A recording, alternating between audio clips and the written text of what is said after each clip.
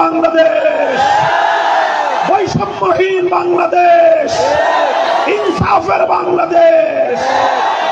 সংগ্রামী সাথী ও বন্ধুগণ, ইনশাআল্লাহ আজ বাংলার প্রতিটি প্রান্তে প্রান্তে এদেশের মানুষ নতুন ভাবে জাগ্রত হয়েছে, নতুন ভাবে মানুষ জেগে উঠেছে।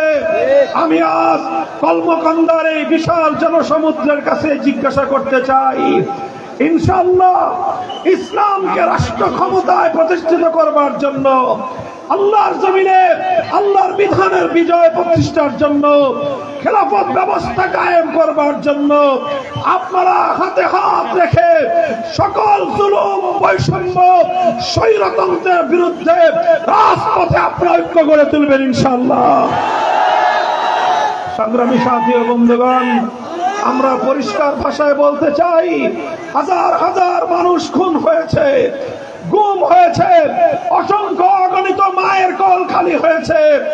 এই সকল রক্তের বিনিময়ে যেই জুলাই বিপ্লব প্রতিষ্ঠিত হয়েছে, সেই জুলাই সনদ বাংলার মাটিতে আদেশের মাধ্যমে, গণভোটের মাধ্যমে কার্যকর করতে হবে।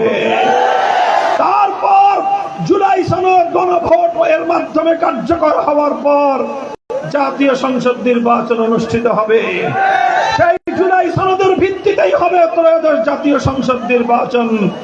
সেই নির্বাচনে প্রতিদ্বন্দ্বিতা থাকবে, কোন সন্ত্রাসবাদের প্রশ্রয় হবে না ইনশাআল্লাহ।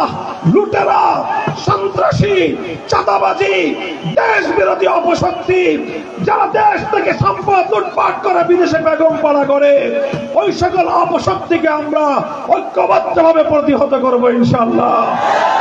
আমরা দেশপ্রেমিক সকল রাজনৈতিক দলগুলোকে আপনাদের সামনে ঐক্যবদ্ধভাবে উপস্থাপন করতে চাই।